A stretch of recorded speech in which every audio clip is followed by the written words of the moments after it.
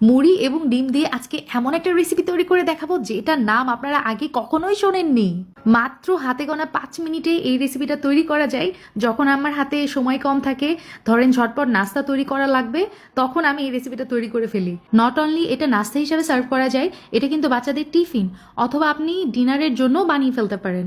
তো এখানে আমি হাফ কাপ মুড়ি নিয়েছি, তার সাথে দিয়ে দিলাম রুম টেম্পারেচারে থাকা একটা ডিম। এখন আমি যেটা করব, মুড়ির সাথে এই ডিম খুব ভালোভাবে মিক্স করে নিব। ও আরেকটা কথা, সেটা হচ্ছে এই মুড়িটা কিন্তু নরম হয়ে গেছে, ক্রিস্পি নাই। তো এই মুড়িটা দিয়ে আজকের রেসিপিটা বানিয়ে নিচ্ছি। এখন এই ডিম আর মুড়ির মধ্যে আমি মিক্স করে দিচ্ছি 1/4 কাপ পরিমাণ ময়দা। আপনার চাইলে এখানে আটাও ইউজ করা যায়, তো আমার কাছে মনে হচ্ছে আরেকটু দিলে ভালো, এই জন্য আমি এখানে আরও 1/4 কাপ পরিমাণ ময়দা ব্যবহার করেছি।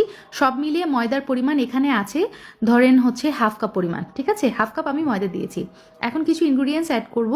গাজর কুচি 2 টেবিল চামচ, তার সাথে ব্যবহার করেছি কাঁচা পেঁয়াজ কুচি, ধনিয়া পাতা কুচি, আর হচ্ছে ওই যে কাঁচা মরিচ কুচি দিয়ে দিলাম। আর কতগুলো টমেটো কুচিও আমি এখানে ব্যবহার করেছি। কিছু স্পাইস অ্যাড করব এই পর্যায়ে। বিট লবণ 1/4 টিস্পুন, লবণ দিয়ে দিলাম হাফ চা চামচ, ভাজা বা টালা জিরার গুঁড়া ব্যবহার করেছি 1 চা চামচ, আরও লাগছে গোলমরিচের গুঁড়া হাফ চা চামচ দিয়েছি, আদা এবং রসুন বাটা মিলিয়ে হাফ চা চামচ, লাল মরিচের গুঁড়া একদম 1/4 টিস্পুন, তার সাথে হলুদের গুঁড়াও আমি এমনটাই ব্যবহার করেছি হাফ চা চামচ মতো।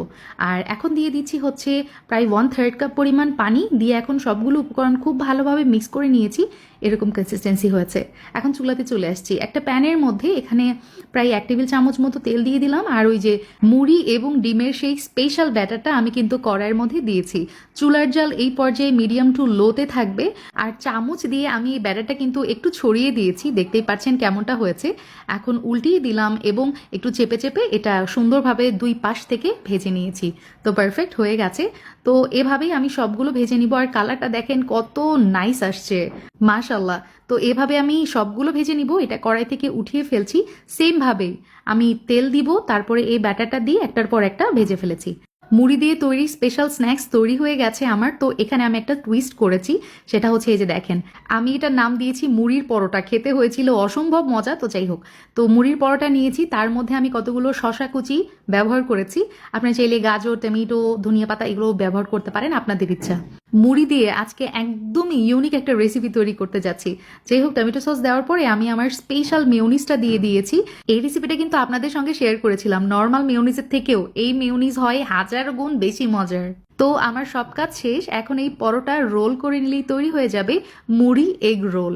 এটা খেতে এতটা মজা হয়েছিল, একদম ইউনিক একটা নাস্তার রেসিপি।